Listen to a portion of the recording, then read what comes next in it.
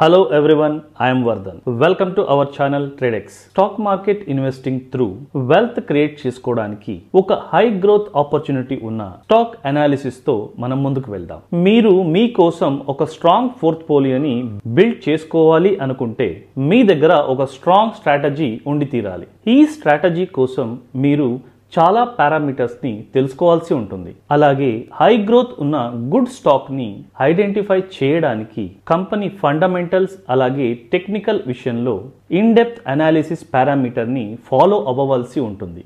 ఒక ఇన్వెస్టర్ గా మీరు లాభసాటిగా ఉండాలి అనుకుంటే ఇప్పుడే మా ట్రేడెక్స్ ఛానల్ ని సబ్స్క్రైబ్ చేసుకోండి. ట్రేడెక్స్ ఛానల్ మీకోసం గ్లోబల్ వైడ్ స్టాక్స్ ని అన్ని పారామీటర్లో ఇన్ డెప్త్ అనాలిసిస్ చేస్తూ మీ పోర్ట్ఫోలియోని ఎప్పుడు లాభాల్లో ఉండేలా చూస్తుంది. అందుకే మీ ఇన్వెస్ట్మెంట్ జర్నీని మా ట్రేడెక్స్ ఛానల్ తో స్టార్ట్ చేయండి. ఈ ఎపిసోడ్ లో మనం లాజిస్టిక్స్ సెక్టార్ నుండి కమింగ్ ఇయర్స్ లో హై రిటర్న్స్ ఇచ్చే ఒక కంపెనీని ఇన్ డెప్త్ అనాలిసిస్ చేస్తూ ఈ కంపెనీ మన పోర్ట్ఫోలియోలో ఉండాలా వద్దా అనే రైట్ డిసిషన్ తీసుకుందాం. Let's start. VRL logistics limited భారతదేశంలో అగ్రశ్రేణి రవాణా మరియు లాజిస్టిక్స్ సంస్థ. VRL లాజిస్టిక్స్ లిమిటెడ్ మొదటి పేరు విజయానంద్ రోడ్ లైన్ లిమిటెడ్.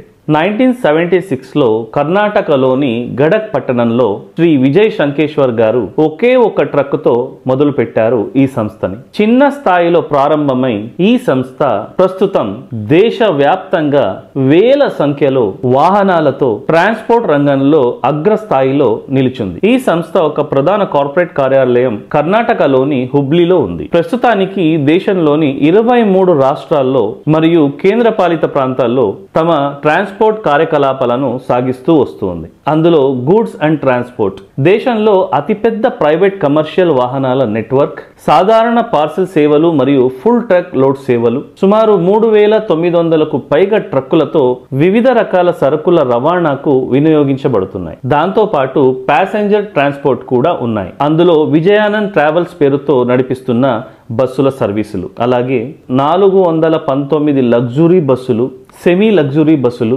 దేశంలోని ప్రధాన పట్టణ రూట్లో నడుస్తూ ఉన్నాయి. ముఖ్యంగా దక్షిణ భారతదేశంలో చూసుకుంటే కర్ణాటక, తమిళనాడు, అలాగే ఆంధ్రప్రదేశ్, తెలంగాణ, దాంతోపాటు మహారాష్ట్ర ఈ రూట్లలో VRL ట్రావెల్స్ బస్సుల సేవలను అందిస్తూ ఉంది. దీంతో పాటు కొరియర్ సేవలు అలాగే ఎక్స్ప్రెస్ పార్సల్ సేవలు కూడా అందిస్తూ ఉంది VRL లాజిస్టిక్స్ లిమిటెడ్. ఈ అన్ని సర్వీస్ తో పాటు VRL లాజిస్టిక్స్ లిమిటెడ్ 2008 నుండి ప్రైవేట్ వ్యాపార ప్రమాణాల కోసం విమాన సర్వీసులను కూడా అందిస్తూ ఉంది.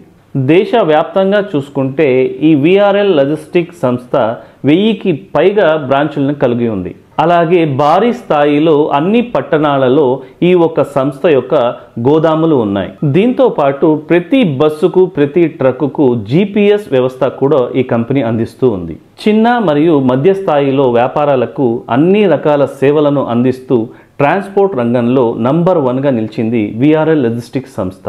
సో VRL లాజిస్టిక్స్ సంస్థ ఒక ప్రొఫైల్ని చూసాం కదా. ఇప్పుడు ఈ కంపెనీ కంప్లీట్ మార్కెట్ వ్యూ ఏంటి అనేది తెలుసుకుందాం. ముందుగా ఈ కంపెనీ ఒక కంప్లీట్ మార్కెట్ వ్యూలో ఈ కంపెనీ ఒక స్టాక్ PE అలాగే ఇండస్ట్రీ ఒక స్టాక్ PEని మనం కంపేర్ చేసి చూసినట్టయితే ఈ సెక్టార్లోని ఇండస్ట్రీ PE చూసుకుంటే 36.40గా ఉంటే ఈ కంపెనీ ఫిజికల్ ఇయర్ 2024లో స్టాక్ PE మనం చూసుకుంటే 53.66గా ఉంది. అలాగే ఫిజికల్ ఇయర్ 2025 స్టాక్ PEని మనం చూసుకుంటే 31.70గా ఉంది. ఈ కంపెనీ ఒక స్టాక్ PEని ఇండస్ట్రీ PEతో 2024లో కంపేర్ చేసినప్పుడు ఇండస్ట్రీ PE కన్నా స్టాక్ PE కొంత ఎక్కువ ఉండడం మనం గమనిస్తున్నాం. అలాగే ఫిజికల్ ఇయర్ 2025లో మనం గమనించినట్టయితే ఇండస్ట్రీ PE కన్నా ఈ ఒక కంపెనీ స్టాక్ PE కొద్దిగా తక్కువ ఉన్నట్టు మనకు కనిపిస్తూ ఉంది. సో ఈ కంపెనీ ఒక స్టాక్ PE అలాగే ఇండస్ట్రీ PE కంపారిజన్ చూసాం కదా. సో ఈ కంపెనీ ఒక కంప్లీట్ ఫినాన్షియల్ ఫండమెంటల్స్ ఏంటి అనేది ఇప్పుడు మార్కెట్ వ్యూలో మనం గమనిద్దాం. Come to next point. ఈ కంపెనీ ఒక కంప్లీట్ మార్కెట్ వ్యూని మనం గమనించినట్టయితే ఈ కంపెనీ ఒక మార్కెట్ క్యాప్ 4130 కోట్లుగా ఉంది. అంటే ఇది ఒక స్మాల్ క్యాప్ కంపెనీ. అలాగే ఈ కంపెనీ ఒక ఎంటర్ప్రైజెస్ వాల్యూని మనం గమనించినట్టయితే 5132 కోట్లుగా ఉంది. సో ఈ కంపెనీని వేరే ఎవరైనా టేక్ ఓవర్ చేస్తే ఈ ఒక VRL కంపెనీకి ఈ ఒక ప్రైస్ ని సెటిల్ చేయాల్సి ఉంటుంది. అలాగే ఇన్వెస్టర్స్ కి ఈ కంపెనీ ఎలాంటి రిటర్న్స్ ని చూపిస్తుంది అనేది మనం ROE అలాగే ROCని గమనించి తెలుసుకోవచ్చు. ఈ కంపెనీ యొక్క ROE ROCని గమనించినట్టయితే 9.05% ROE ఉంటే 10.70% ROCE ఉంది. అంటే ఈ కంపెనీ బెస్ట్గా రిటర్న్స్ని అందిస్తుంది అనేది మనకు అర్థమవుతూ ఉంది. సో దాంతోపాటు ఈ కంపెనీ యొక్క బుక్ వాల్యూ చూసుకుంటే 114గా చూపిస్తూ ఉంది. సో ఇప్పటికిప్పుడు ఈ కంపెనీ ఏదైనా ఒక నష్టం కలిగి క్లోజ్ అయితే ఈ కంపెనీలో ఇన్వెస్ట్ చేసిన ఇన్వెస్టర్స్కి ఈ ఒక బుక్ వాల్యూ ప్రైస్ పరంగా సెటిల్ చేయాల్సి ఉంటుంది. సో ఈ కంపెనీ యొక్క ఈపీఎస్ని మనం గమనించినట్టయితే సో ఈ కంపెనీ 14.9 ఎర్నింగ్ పర్ షేర్గా చూపిస్తుంది. అంటే ది బెస్ట్ అని మనం చెప్పొచ్చు. అలాగే ఈ కంపెనీ యొక్క స్టాక్ పీని ఇండస్ట్రీ పీతో కంపేర్ చేసి చూసినప్పుడు ఇండస్ట్రీ పీ 36.40గా ఉంటే కంపెనీ యొక్క స్టాక్ పీ 31.7గా ఉంది. అంటే కంపారిజన్లో ఈ ఒక్క స్టాక్ అండర్ వాల్యూడ్గా ఉందనేది మనం గమనించవచ్చు. అలాగే ఈ కంపెనీ ఒక 52 వీక్ హై చూసుకుంటే 625 ఉంటే 52 వీక్ లో మనకు 432గా చూపిస్తూ ఉంది. సో విఆర్ఏ లాజిస్టిక్స్ సంస్థ యొక్క కంప్లీట్ మార్కెట్ వ్యూ మనం ఏంటి అనేది చూసాం కదా. ఈ కంపెనీలో ఎలాంటి టాప్ షేర్ హోల్డర్స్ ఇన్వెస్ట్ చేసి ఉన్నారు అనేది కూడా తెలుసుకుందాం. సో ఈ కంపెనీలో ప్రమోటర్స్ ఒక స్టాక్ షేర్ హోల్డింగ్ చూసుకుంటే 60.24%గా ఉంది. అంటే ది బెస్ట్ అని మనం చెప్పొచ్చు. ఎందుకంటే 50 కన్నా ఎక్కువ కానీ ప్రమోటర్స్ ఒక స్టాక్ హోల్డింగ్ ఉంది అంటే ఆ కంపెనీ మేనేజ్మెంట్ ది బెస్ట్ అని మనం అర్థం చేసుకోవాలి. సో అలాగే ఈ కంపెనీలో FII ఫారిన్ ఇన్స్టిట్యూషనల్ ఇన్వెస్టర్ యొక్క వాటా చూసుకుంటే 3.62%గా ఉంది. అలాగే DII డొమెస్టిక్ ఇన్స్టిట్యూషనల్ ఇన్వెస్ట్మెంట్స్ చూసుకుంటే 25.33%గా ఉంది. అంటే కొద్ది హ్యూజ్గా ఈ కంపెనీ యొక్క వాటాని DII కలిగి ఉంది. అలాగే పబ్లిక్ ఒక ఇన్వెస్ట్మెంట్ చూసుకుంటే ఇందులో 10.82%గా ఉంది. సో ఓవరాల్గా ఈ ఒక కంపెనీ ఒక మార్కెట్ వ్యూ మనం గమనించినట్టయితే చాలా మంచి టాప్ షేర్ హోల్డింగ్స్ ఉన్నాయి. అలాగే మార్కెట్ వ్యూ పరంగా చూసుకుంటే ఈ స్టాక్ కొంత అండర్ వాల్యూడ్గా ఉంది. సో ఓవరాల్గా ఈ ఒక మార్కెట్ ఒక వ్యూ ది బెస్ట్గా అనిపిస్తూ ఉంది. So come to next financial parameter ఏంటి అనేది మనం చూద్దాం.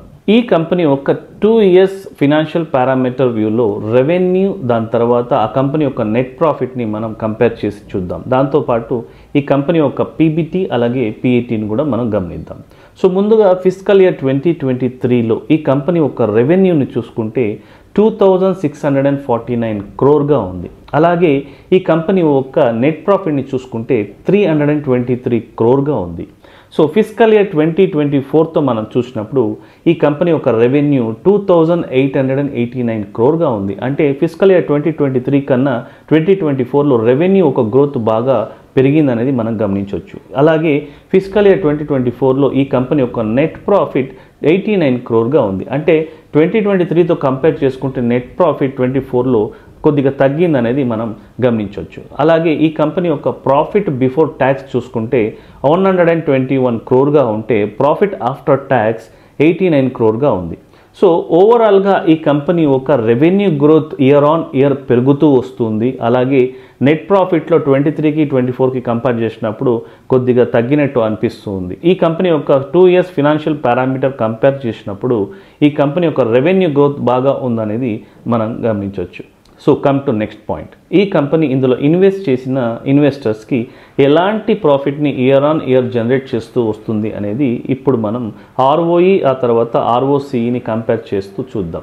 సో 2 years ఫినాన్షియల్ పారామీటర్లో ROE ROCEని కంపేర్ చేసినప్పుడు ఫిజికల్ ఇయర్ 2023లో 20.42%గా ROE ఉంటే ROCE 18.50%గా ఉంది. అలాగే ఫిజికల్ ఇయర్ 2024లో చూసుకుంటే ROE 9.27%గా ఉంటే ROCE 11.6%గా ఉంది. సో 2023లో ఈ కంపెనీ ఒక ROE ROCE బెస్ట్గా పర్ఫామ్ చేస్తే 2024లో ఈ కంపెనీ ఒక ROE ROCE కొద్దిగా తక్కువ పర్ఫామ్ చేసింది అనేది మనకు ఈ ఒక్క పారామీటర్లో తెలుస్తుంది. సో ఓవరాల్గా 2023-2024 ఫిజికల్ ఇయర్ కంపారిజన్ యావరేజ్ చూసినప్పుడు ROE 15%గా ఉంటే ROCE 14%గా చూపిస్తుంది. అంటే ఒక ఇన్వెస్టర్కి బెస్ట్ రిజల్ట్ని ఈ కంపెనీ ఇయర్ ఆన్ ఇయర్ ఇస్తూ వస్తుంది అనేది మనకు తెలుస్తూ ఉంది. So come to next point. So financial పారామీటర్లో ఈ కంపెనీ ఒక రెవెన్యూ నెట్ ప్రాఫిట్ అలాగే ROE ROCE గురించి మనం తెలుసుకున్నాం కదా. సో ఈ కంపెనీ ఒక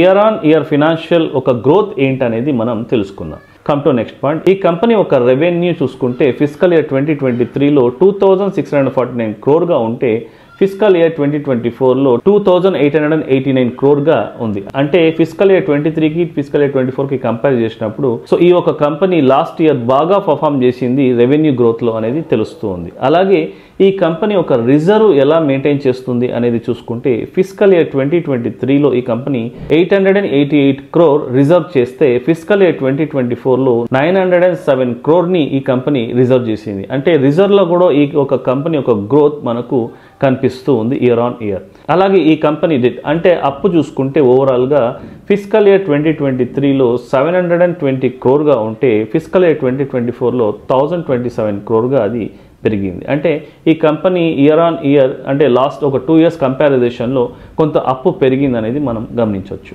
అలాగే ఈ కంపెనీ ఒక అర్నింగ్ పర్ షేర్ గ్రోత్ ఎలా ఉంది అనేది చూసుకుంటే ఫిజికల్ ఇయర్ 2023కి ఫిజికల్ ఇయర్ 2024కి కంపేర్ చేసినప్పుడు -45.87% ఈ కంపెనీ ఒక ఈపీఎస్ గ్రోత్ తగ్గిందనేది మనం గమనించవచ్చు. సో ఓవరాల్గా ఈ కంపెనీ ఒక ఫినాన్షియల్ ఒక పారామీటర్ చూసుకున్నప్పుడు రెవెన్యూ గ్రోత్ చాలా బాగా పెరిగింది. అలాగే నెట్ ప్రాఫిట్ గ్రోత్ కూడా ఉంది. దాంతోపాటు ఈ కంపెనీ యొక్క రిజర్వ్ కూడా పెరిగింది. సో అలాగే ఈ కంపెనీ ఒక అప్పు కూడా కొద్దిగా పెరిగింది. దాంతోపాటు అర్నింగ్ పర్ షేర్ ఒక పర్సెంటేజ్ బాగా తగ్గింది. సో ఈ కంపెనీ ఫినాన్షియల్గా చూసుకుంటే స్ట్రాంగ్గా ఉన్నప్పటికీ కూడా లాస్ట్ ఇయర్ ఈ కంపెనీ యొక్క పర్ఫార్మెన్స్ తగ్గినప్పటికీ దానికి ముందు సంవత్సరం చాలా బాగా పర్ఫామ్ చేసింది. సో ఓవరాల్గా ఈ కంపెనీ యొక్క మార్కెట్ వ్యూని అలాగే ఈ కంపెనీ యొక్క ప్రొఫైల్ని చూసినప్పుడు ఫినాన్షియల్గా ఈ కంపెనీ బాగా స్ట్రాంగ్గా ఉందనేది మనకు అర్థమవుతుంది. Come to next point. So coming ఇయర్స్లో ఈ కంపెనీ ఎలా పర్ఫార్మెన్స్ చేస్తుంది అనేది ప్రైస్ యాక్షన్ని మనం గమనిద్దాం. విఆర్ఎల్ లాజిస్టిక్ సంస్థ యొక్క 1 week ప్రైస్ యాక్షన్ చార్ట్ని మనం గమనించినట్టయితే ఈ కంపెనీ 2021 నుంచి 2024 వరకు కంప్లీట్గా ఒక అప్ ట్రెండ్ని చూపిస్తూ వస్తుంది. ఈ కంపెనీ 2022లో ఒక కన్సాలిడేషన్ చేస్తూ అక్కడి నుంచి ఒక భారీ బ్రేక్అవుట్ని ఇచ్చింది.